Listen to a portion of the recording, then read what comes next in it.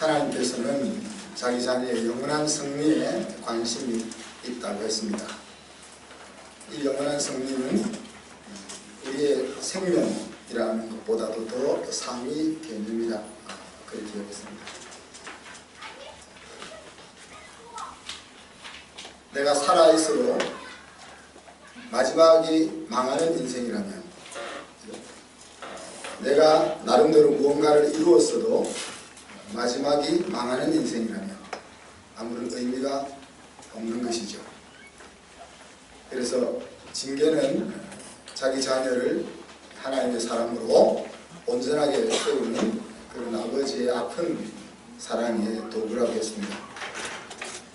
징계하는 아버지는 자녀의 아픔을 알기 때문에 마음이 힘들고, 징계받는 아들은 아프기 때문에 힘이 듭니다.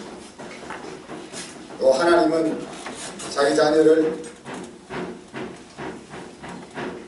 죽이기까지 저렇게 개구장이로 이제 하면서 창의성이 큰, 죽이기까지 징계하실 수 있다는 것을 우리가 알았습니다. 왜? 당신의 아들을 죽이기까지 우리를 사랑하셨기 때문에 우리를 죽이기까지 징계하실 수가 있는 것입니다. 그래서 지혜로운 아들은 징계를 맞기 전에 알아서 행동한다 그랬지만, 우리가 적어도 지혜롭지는 못해도 징계받을 때에는 자신을 생각하며 잘못된 것을 찾고 바로잡을 수 있어야 한다 그랬습니다. 아니면은 망하게 해서라도 세우시는 하나님의 사랑을 우리가 경험하고야 말기 때문에 그렇습니다. 사랑하는 아들을 우리가 징계할 때도 우리는 부모의 징계의 목적이 뭐냐 하는 것들을 마음속에서 잊지 말아야 합니다. 대가를 치르게 하는 벌이 징계가 아니라는 것이죠. 징계를 받지 않는 자녀에게도 책임이 있겠지만은, 자녀가 징계를 바르게 받을 수 있도록 수고해야 할 책임이 부모에게도 있다는 이야기입니다. 그래서 우리는 온유함과 근실함으로, 감정이 아닌 말씀으로 또 일관성 있게 자녀들이 우리의 징계를 경히 여기지 않도록, 또 너무 심하게 받아서 낙심하지 않도록 그렇게 징계해야 한다 했습니다. 지난 한 주간 여러분의 가정에서 하나님의 징계가 잘 이루어진 것 같습니까? 우리 아이들 말을 들어봐야 합니다. 아이들. 엄마 아빠한테 아들 안 맞았어? 지난주? 맞았어? 마음이 힘들어? 힘 안 들어? 힘들어요. 아주 정직한, 저렇게 말할 수 있는 거 보면은 징계를 잘 하십니다. 오늘은 치료하시는 하나님과 치유받는 길에 대해서 같이 나누기를 원합니다. 히스기야 왕이 죽을 병에 들렸습니다. 하나님은 이사야 선지자를 통해서, 야, 너는 이 병에서 절대 살지 못하고 죽을 거야. 그러니까 이제 살려고 애쓰지 말고 자녀들에게 유언을 전하라. 이 소식을 통보를 받습니다. 자, 만약에 여러분이 이런 통보를 받았다면 여러분은 어떻게 행동할까요? 하나님이 딱 나타나가지고, 하나님 목사님을 통해서 얘기했죠. 야, 너 이제 그만 살아도 될 것 같다. 내가 낫게 안 해줄 테니까 이제 자녀들 다 불러 모아놓고 유언을 남겨. 그렇게 하신다면 여러분 어떻게 하시겠어요? 죽을 병이 안 걸리시니까 심각하지 않죠? 그냥 병들었던 것도 아니고 하나님으로부터 사형 선고를 받은 상황입니다. 그렇지만 히스기야 왕은 하나님 앞에 나아가서 기도했다. 이미 하나님 결정을 내렸어요. 야, 너 못 살아. 내가 안 살려줄 거야. 그래, 유언이나 해. 그렇게 결정을 했는데 히스기야는 하나님 감사합니다고 받지 않고, 그렇지만 하나님 앞에 나가서 기도했다는 거죠. 2절 3절 한번 볼까요?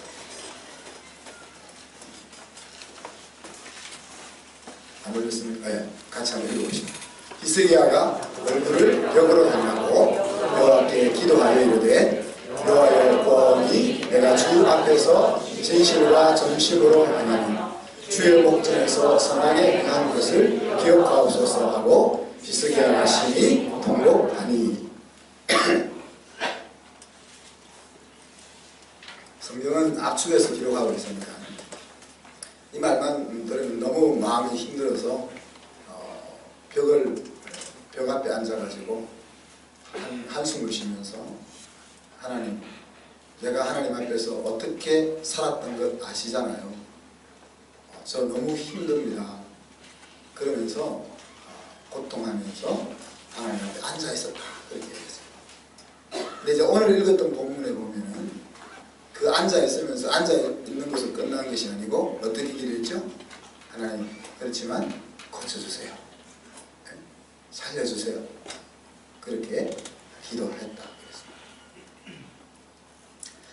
본문은 이런 히스기야의 기도를 하나님이 들으시고 치료해 주실 뿐 아니라 15년을 더 살게 해주시겠다 하신 약속에 대해서 찬양하는 내용입니다. 사실 15년 더 살아도 15년 있다가 죽는 거잖아요. 그런데도 15년 더 살게 해주신 것에 대해서 기뻐하며 찬양하는 내용이 오늘 읽었던 본문입니다.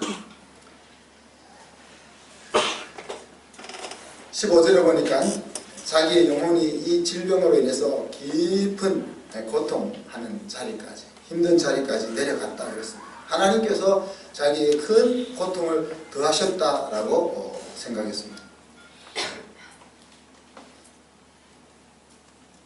그러면서 그 큰 고통을 겪으면서 그가 취한 태도는 무엇인가 하면은 내가 앞으로 가끈히 행할 것입니다. 그랬어요.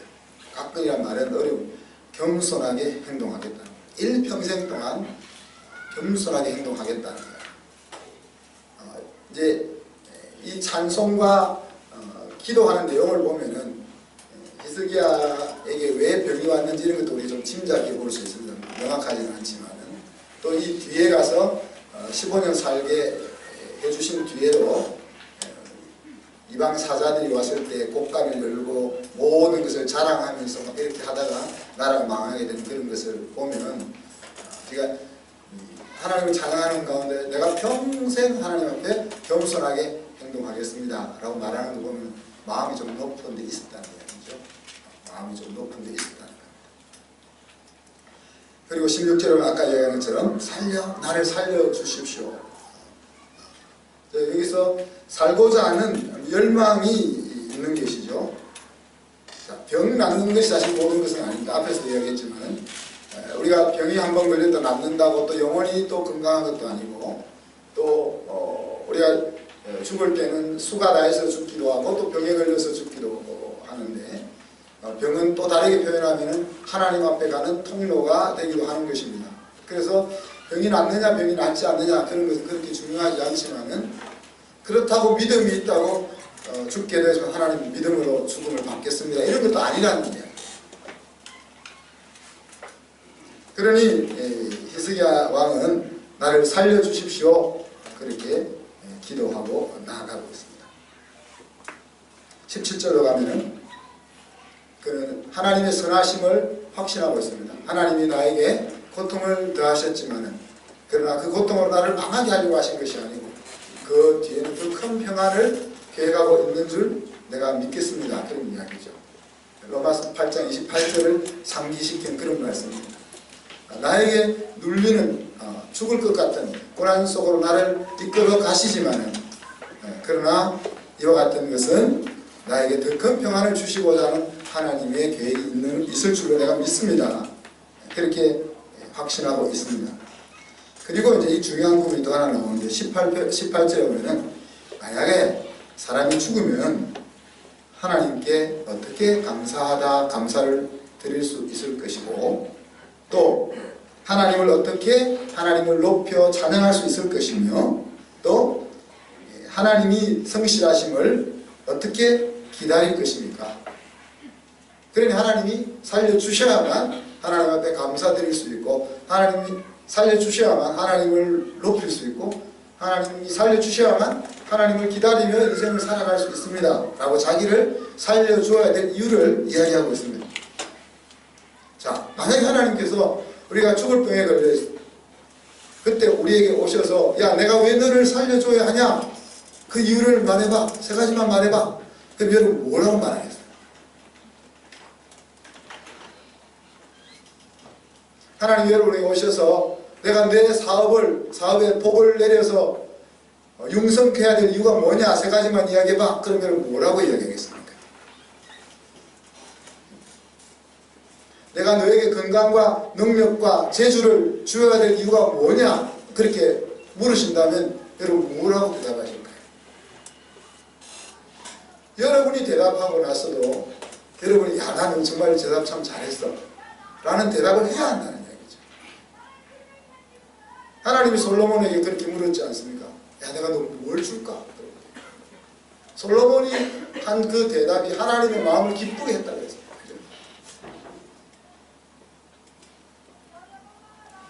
하나님은 우리에게 모든 것을 주실 준비가 되어 있습니다. 우리 작은 딸하고 통화를 좀 했는데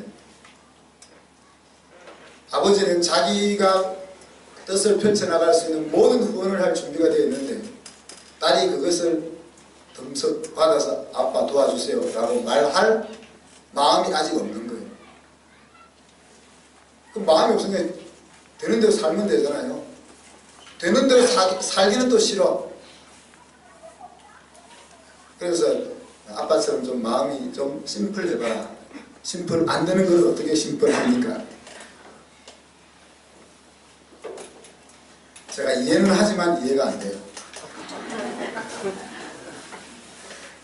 여러분들 그렇잖아요. 내가 노력해서 될 것 같으면 노력하는 거고 노력해서 안 될 것 같으면 누구의 도움을 받는 거고 도움 받을 때도 없으면 포기하는 거고 심플하지 않습니까? 근데 안 심플한 거.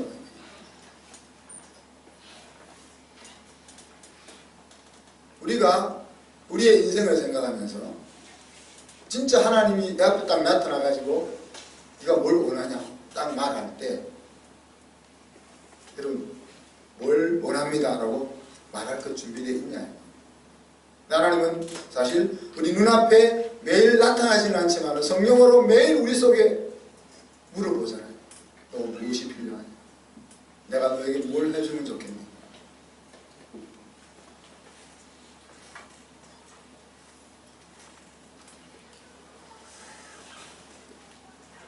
오늘 히스기야의 병의 원인이 무엇인지 모르겠지만 병의 원인을 아는 것은 굉장히 중요합니다. 자, 우리가 왜 질병에 걸리죠? 우리 정철민 집사님 같은 경우는 몸을 관리를 잘 안 해서 밤에 치킨 먹고 그 다음에 맛있는 거 있을 때 많이 먹고 바쁠 때 안 먹고 밤늦게까지 일하다가 새벽에 들어오고 자기가 자기 몸을 관리 못해서 그래서 자기 관리하겠다고 지금 7kg 더 빠졌죠. 네, 좀 관리하겠다고 들어갔습니다. 그러니까 내가 내 몸을 관리 못해서 질병에 걸려. 사실 질병의 대부분이 이 문제죠, 그죠? 그렇지만 내 질병의 원인이 여기에만 있는 것은 아닙니다. 욥의 경우를 보면 사단이 하나님의 자녀들을 괴롭히기 위해서 질병을 주기도 한다. 그죠? 또 우리 복음서에도 보면은 사단이 하나님의 백성들을 혹은 세상 사람들을 괴롭히기 위해서 질병을 주기도 하는 것을 우리가 알지 않습니까? 또한 내가 죄를 지었을 때에 하나님이 그 죄에 대한 징계로서 죄에서 돌이키게 하기 위해서 질병을 주기도 합니다. 죄를 짓는다고 다 병을 주시는 건 아니에요. 그럼 우리가 다 병원에 가 있어야 되는 얘기만 나오고. 헤롯이 하나님이 받아야 될 영광을 가로챘을 때 어떻게 했어요? 충이 먹어 죽었다. 벌레가 먹어 죽었다 그랬어요. 또 요한복음 11장 4절 한번 볼까요? 예수께서 들으시고 이르시되 이 병은 죽을 병이 아니라 하나님의 영광을 위함이요 하나님의 아들이 이로 말미암아 영광을 받게 하려 함이라. 이게 하나님의 영광을 위한 병도 있다. 우리 어머님이 한 10여 년 동안 허리가 아프셔서 못 일어나셨거든요. 워낙 고생을 많이 하셔가지고. 그때는 저희 집이 저만 예수님 믿을 때인데 저희 교회에서 부목사님과 권사님들이 신방을 오셨어요. 제가 학교 가고 없을 때. 그래서 어떤 권사님이 하시는 말씀이 회개 안 해가지고 이렇게 병원에 걸려 있다고 그러고 갔어요. 그럴 수도 있죠. 그러면 안 되는 거예요, 그죠?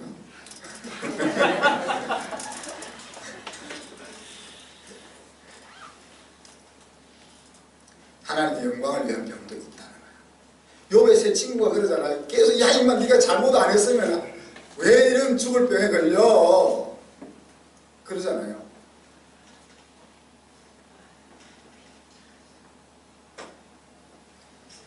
하나님의 영광뿐만이 아니라 또 그 하나님의 통로가 되신 예수님의 영광을 위해서 또 이 나사로가 죽을 병에 걸렸다 했잖아요. 그래서 예수님은 굳이 나사로가 죽을 때까지 민거적 거리시다가 죽고 나서 나사로한테 갔습니다.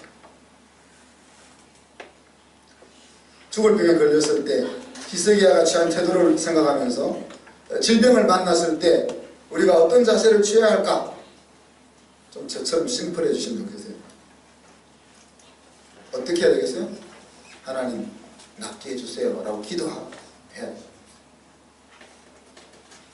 물론 병원에 가서 처방도 받으면서 하나님 앞에 낫게 해달라고 기도해야 됩니다.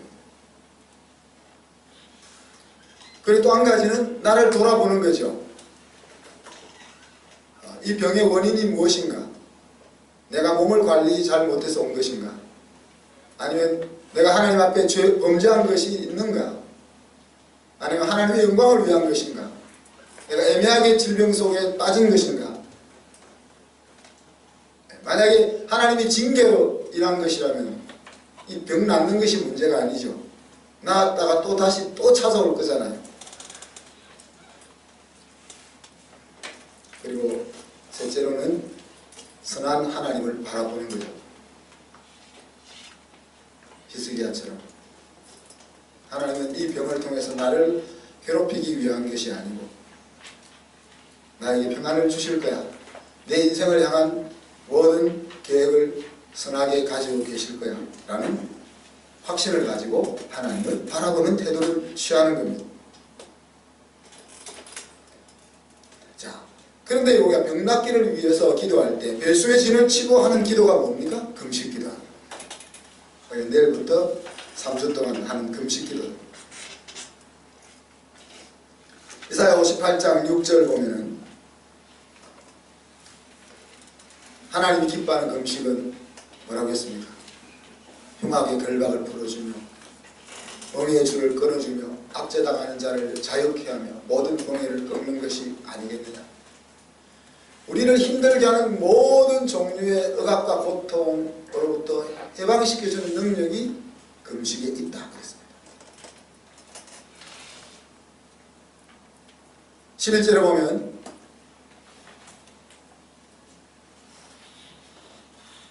뒤에 한 번 더 11절에 보면 이렇게 이야기했습니다. 영혼과 육체를 만족하게 하셔서 내 영혼이 물된 동상 같고 끊어지지 않는 샘물 같게 해주신다 그렇게 얘기했습니다. 내 영혼과 육체를 만족시켜주는 그런 일들이 금식을 통해서 일어난다는 얘기죠. 그렇기 때문에 우리가 심각한 공고함 속에 빠졌을 때 생명을 걸고 하나님 앞에 기도하러 나가는 거예요. 자, 하루 금식하는데 무슨 생명을 거냐? 여러분 그렇게 생각하잖아요. 그래서 사람이 물만 먹어도 20일은 산다 그럽니다. 그러니까 우리가 버티길 수 있는 거죠. 하나님의 능력이 아니어도. 그렇지만 우리가 금식을 하러 나갈 때는 목숨을 거는 겁니다. 40일을 하든 하루를 하든 그거는 내 역량에 맞게 하는 거죠. 생명을 걸고 하는 기도가 금식이기 때문에 이 생명을 걸고 기도한다는 말을 다르게 표현하면 이사야 40장에 표현되는 것처럼 하나님을 앙망하는 거예요. 이사야 40장 30절 31절에 보니까 소년이라도 피곤하고 곤비하며 장정이라도 넘어지고 쓰러지되 오직 여호와를 앙망하는 자는 새 힘을 얻으리니 독수리의 날개치며 올라감 같을 것이요 다른 박질하여도 곤비치 아니하겠고 걸어가도 피곤치 아니하리라 그랬잖아요. 소년은 아무리 고단해도 잠자고 눈을 뜨면은 또 건강해지는 특징을 가지고 있죠. 회복된다는 이야기예요. 근데 소년이 피곤할 정도면은 굉장히 어려운 시기라는 이야기예요. 그래도 하나님을 앙망하는 자에게는 새 힘이 주어진다는 겁니다. 앙망한다는 것은 무엇입니까?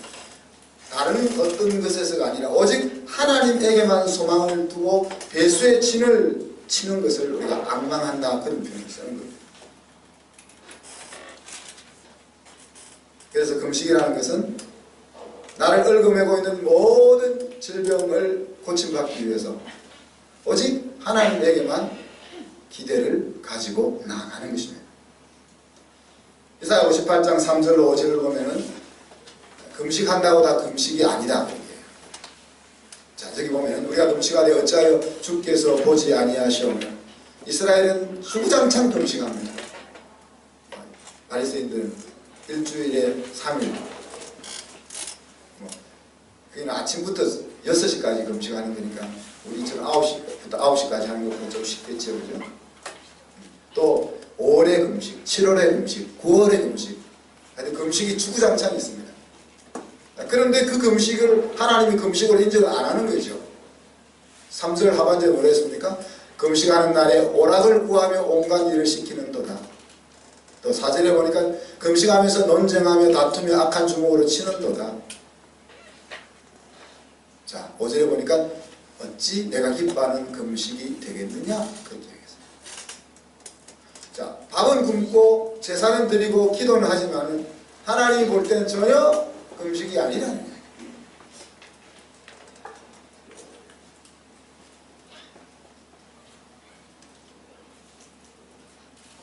마음의 자세가 바로 되어 있지 않고 삶의 태도가 바로 되어 있지 않고 밥만 굶는다고 해서 금식이 아니라. 그럼 하나님이 기뻐하는 금식은 뭡니까? 7절부터 10절에 보면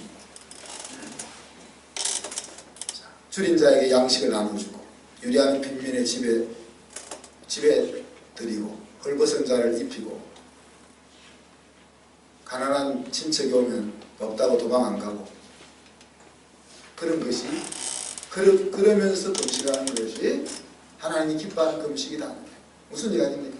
하나님의 아들, 딸의 삶의 태도를 가지면서 하나님 앞에 나아가는 것이 금식이다 하는 이야기죠. 말씀을 마무리합니다.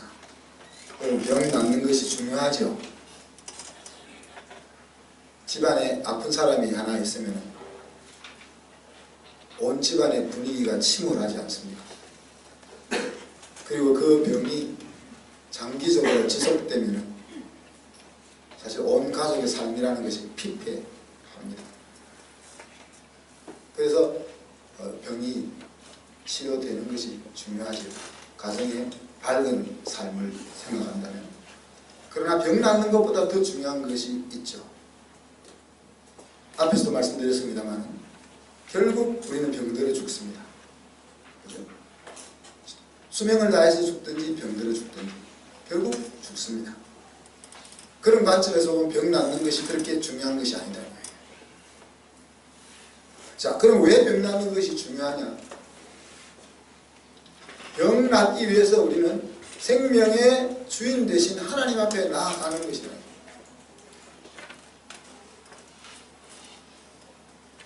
나를 지으신 분께 내 인생의 중요한 고비 앞에서 그분의 도움을 구하는 것이라는 거죠. 또 질병을 치유하는 것을 통해서 하나님이 나를 향하여 가지고 계신 계획들이 얼마나 선하고 온전한 것인지를 경험하는 거죠. 또 치유를 위해서 하나님 앞에 나아가지만 그 질병을 뛰어넘는 신앙을 우리가 가지는 기회가 되는 거죠. 많은 경우 우리가 하나님 앞에 치유를 위해서 낫기 위해서 기도하지만 안 낫는 경우도 많잖아요.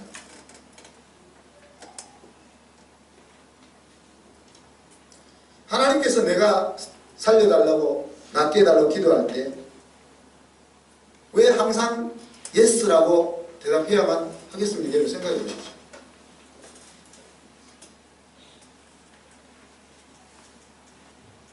하나님이 내가 해달라고 하는 모든 기도에 예스라고 해주셨다면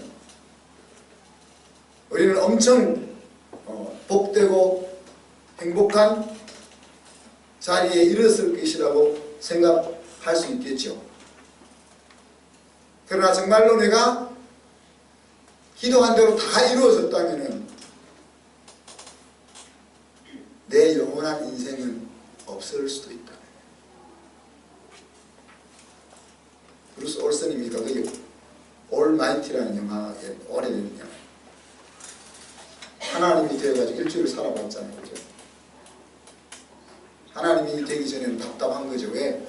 세상에 너무 고통과 힘든 것이 많은데 그것으로 인해서 고통받고 힘들어하는 사람이 너무 많은 것 같은데 왜 하나님은 그들의 소리에 귀를 기울이지 않고 다 해결해 주지 않느냐는 것에 대해서 갈등을 하잖아요.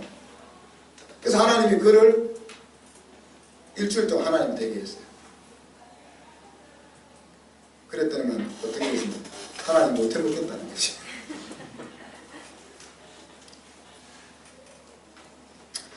사도 바울의 기도에 하나님이 뭐라고 했습니까? 됐다 그래요. 하나님, 내가 하나님의 영광을 위해서 더 열심히 선교 여행을 다녀야 될 텐데 내 가시를 빼주셔야 됩니다. 할 때 됐다 그렇게 말씀하셨죠. 그렇지만 그럼에도 불구하고 우리는 병 낫기를 위해서 치료하시는 하나님 앞으로 나아가야 합니다. 그리고 그분 앞에 생명을 다시 주시고 건강을 달라고 기도해야 됩니다. 그것이 우리의 믿음인 것입니다. 다시 살려주시고 다시 낫게 해주시고 하는 것은 하나님의 영역이고 우리는 아들, 딸로서 곤고함 속에 들어갔을 때 아버지 앞에 나가서 아버지 살려주십시오, 낫게 해주십시오 라고 기도하는 것이 믿음이다. 그리고 앞에서 말씀드렸던 것처럼 그래 내가 너를 낫게 줄 테니 내가 너를 낫게 해줘야 될 이유가 뭐냐? 라고 물으신다면 여러분은 거기에 대해서 내가 생각해도 정말 멋있는 대답을 했다라고 말할 수 있는 이유를 여러분이 가지고 있어야 해요. 그렇죠?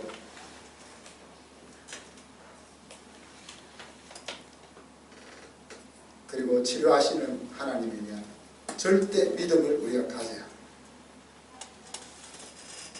치료하시지 않으신다면 더 큰 복이 준비되어 있다 하는 사실, 그런 신앙을 우리가 또한 가지고 있어야 하는 것입니다.